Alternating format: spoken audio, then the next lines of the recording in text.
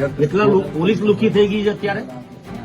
અને એવું જ છે ને, તો શું છે, પોલીસ તો બોલાય ઊંચા કરીને ધમકી આલે એટલે એવું ના મતતા 2 બટન ખોલી નીકળી જશે ને બજારમાં, તો અહીંયાથી બાલાસિનોર લઈને જઈશ ગાંધીનગર સુધી. આ કાયદાના સંઘર્ષમાં આવેલું બાળક દ્વારા એવો આક્ષેપ કરવામાં આવે છે કે મને પીઆઈ અને એમના 2 કર્મચારીઓ દ્વારા પટ્ટાથી માર મારવામાં આવ્યો.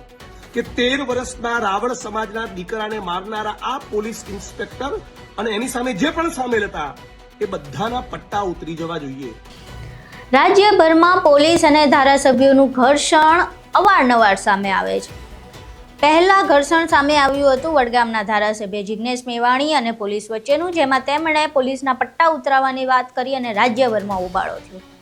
ત્યારબાદ આપણે રાજ્યભરનો ચર્ચિત એવો બગદાણા વિવાદ પણ જોયો, જેમાં ધારાસભ્યોએ પોલીસ ફરિયાદમાં આરોપીનું નામ ઉમેરવા માટે ગાંધીનગર સુધી દોડવું પડ્યું. બાદમાં આવો જ એક કિસ્સો બાલાસિનોરમાંથી પણ સામે આવ્યો, જેમાં 2 ધારાસભ્યોએ પોલીસની ક્રૂરતા સામે ફરિયાદ નોંધાવવા માટે ડીવાયએસપીને ફોન કર્યો, તેમ છતાંય પોલીસ ફરિયાદ નથી નોંધાતી. હવે આ સમગ્ર બાલાસિનોરના મામલે ધારાસભ્ય જિગ્નેશ મેવાણી વચ્ચે પડ્યા છે અને તેમણે ફરી પાછું પોલીસના પટ્ટા ઉતરાવવાનું નિવેદન આપ્યું છે. હવે આ બાલાસિનોરના કિસ્સામાં શું સાચી હકીકત હતી તે જણાવવા માટે પોલીસની પ્રતિક્રિયા પણ સામે આવી છે. નમસ્કાર, તમે જોઈ રહ્યા છો ચક્રવાત ન્યૂઝ. હું આપની સાથે હેમંત.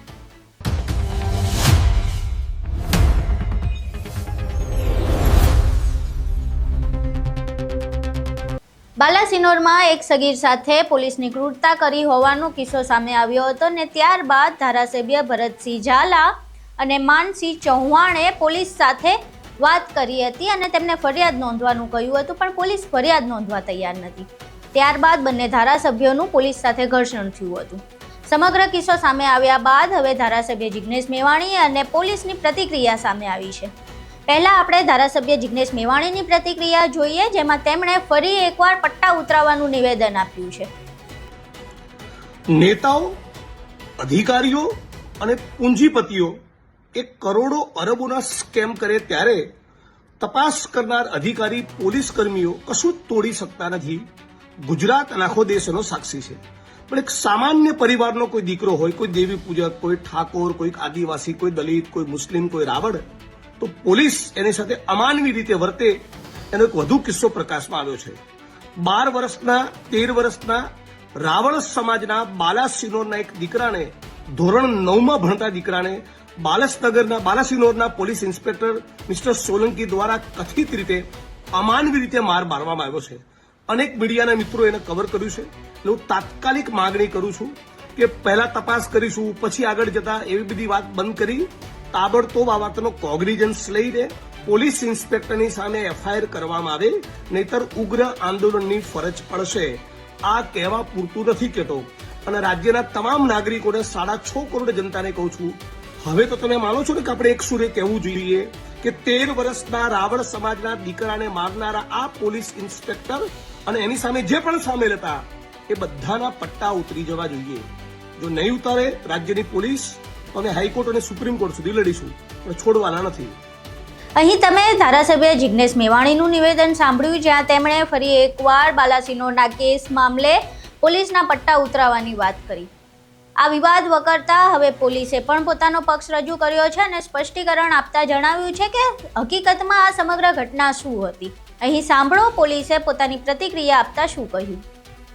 સૌથી પહેલાં તો આપને એક્ઝેક્ટ ઘટના શું બની એ આપને હું જણાવવા માંગીશ. બાલાસિનોર તાલુકાના એક ગામમાં 20મી જાન્યુઆરીના રાત્રિના રોજ એક ચોરી થાય છે. માતાજીનું મંદિર છે, ત્યાં એમના ચરણ પાદુકા, જે ચાંદીના ચરણ પાદુકા છે, જેની અંદાજિત વજન 400 ગ્રામ જેટલું હતું, એની ચોરી થઈ હતી.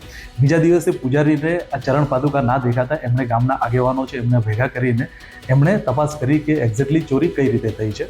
હવે આ જે મંદિર હતું એમનો જે મેન ગેટ હતો એ ગેટનો દરવાજો લોક હતું એ તૂટ્યું ન હતું. અંદર જે સેકન્ડ ગેટ હતો એ સેકન્ડ ગેટનો લોક ખુલ્યું હતું અને આ લોક ટેબલ પર મૂકવામાં આવ્યું હતું. અને જે ચરણ પાદુકા કાચના બોક્સમાં હતા, આ કાચનું બોક્સ તૂટ્યું હતું અને ચરણ પાદુકા ગુમ થઈ હતી.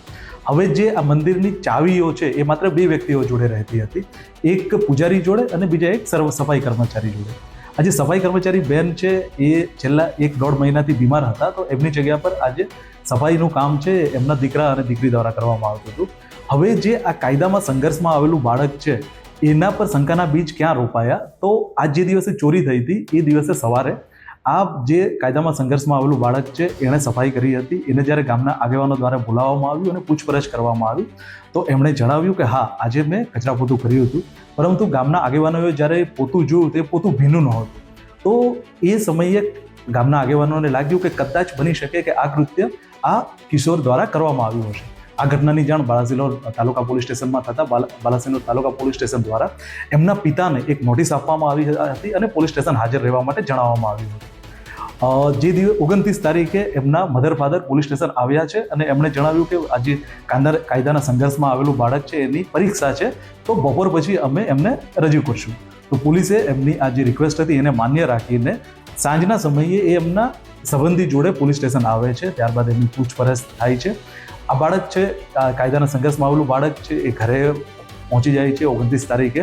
30મી તારીખના રોજ બાલાસિનોર CSCમાં દાખલ થઈ જાય છે, જેમાં આ કાયદાના સંઘર્ષમાં આવેલું બાળક દ્વારા એવો આક્ષેપ કરવામાં આવે છે કે મને PI અને એમના 2 કર્મચારીઓ દ્વારા પટ્ટાથી મારવામાં આવ્યો.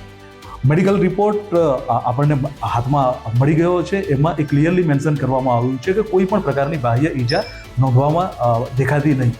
હવે જો આ પ્રકારની કોઈ ઘટના બની હતી તો એમના દ્વારા DYSP અથવા તો SP સરનો સંપર્ક કરવામાં આવ્યો હોત તો આપણે તરત એના સામે એક્શન લઈ શક્યા હોત. એમણે પગલું ના ભરીને એમણે સોશિયલ મીડિયા પર અર્ધસત્ય વાયરલ કર્યું હતું, જેના ભાગરૂપે જિલ્લા પોલીસ વડાએ આ ઘટનાની ગંભીરતાને ધ્યાનમાં રાખીને તાત્કાલિક આની તપાસ DYSP SC ST સેલને આપી દીધી હતી કે જેથી આ ઘટનામાં કોઈ જવાબદાર અધિકારી કે કર્મચારીઓ હોય તો એમના વિરુદ્ધ પગલાં લઈ શકાય. 30મી તારીખના સાંજે બાયડના ધારાસભ્ય શ્રી ધવલસિંહ ઝાલાનાઓ તેમજ બાલાસિનોરના ધારાસભ્ય શ્રી માનસિંહભાઈ ચૌહાણનાઓ આવા કાયદાના સંઘર્ષમાં આવેલું બાળક છે એના ઘરની મુલાકાત લે છે. ત્યાંથી એમણે વિવિધ અધિકારીઓનો કોલ કર્યા હતા અને ત્યારબાદ મારા દ્વારા પર્સનલી એમની હાજરીમાં બાળકની મુલાકાત લેવામાં આવી. કાયદાના સંઘર્ષમાં આવેલું બાળક જોડે મેં એક્ઝેક્ટલી શું ઘટના બની છે એની પૂરેપૂરી ડિટેલ લીધી અને ત્યાર પછી એમના ફાધર દ્વારા એમની એક અરજી તાત્કાલિક લેવામાં આવી અને પછી તપાસ કરવામાં આવી.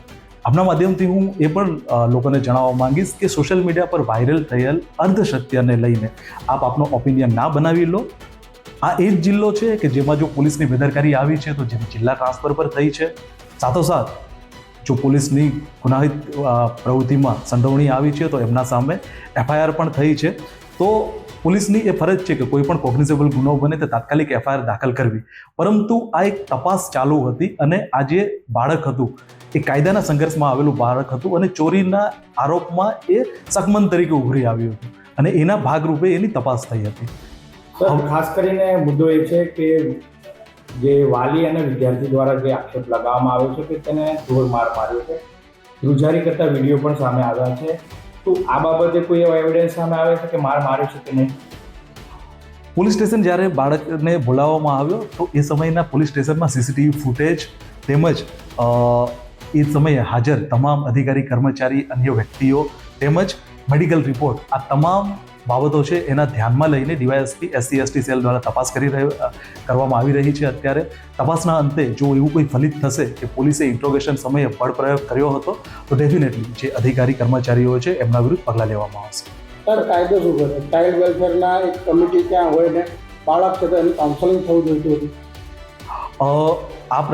પોલીસ સ્ટેશનમાં એક ચાઇલ્ડ ઓફિસરની નિમણૂક કરવામાં આવેલી હોય છે. જ્યારે પણ આવી રીતે કાયદાના સંઘર્ષમાં આવેલું બાળક હોય તો એની હાજરીમાં જ એનું નિવેદન લેવામાં આવે છે. સાથોસાથ કાયદો એ પણ કહે છે કે બાળક 18 વર્ષથી ઓછી ઉંમરનું કોઈ વ્યક્તિ કે બાળક છે એ ગભરાઈ ના જાય એના માટે પોલીસ પોતાના યુનિફોર્મમાં નહીં રહીને ફોર્મલ ક્લોથમાં રહીને આવા બાળકનું સ્ટેટમેન્ટ, નિવેદન કે પૂછપરછ કરી શકે. સર, આ PI નો નંબર બંધ આવે છે, ક્યાં છે?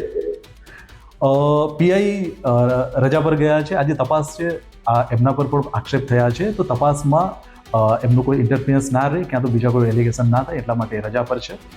સર, ફરિયાદની વાત હતી, ફરિયાદ લેવાની વાત હતી, શું ફરિયાદ લેવામાં આવી છે કે કેમ આ બાબતમાં? પોલીસ દ્વારા જે ધારાસભ્યશ્રીઓ હતા એમની રજૂઆત હતી કે તાત્કાલિક ધોરણે એમના સામે FIR દાખલ કરવામાં આવે, પરંતુ એક બાજુ તપાસ ચાલુ હતી DYSP SC ST સેલ દ્વારા. તપાસના અંતે જો કોઈ પણ બેદરકારી દેખાશે તો એમના સામે FIR પણ દાખલ કરવામાં આવશે. સાથોસાથ એમના વિરુદ્ધ ખાતાકીય તપાસ પણ હાથ ધરવામાં આવશે.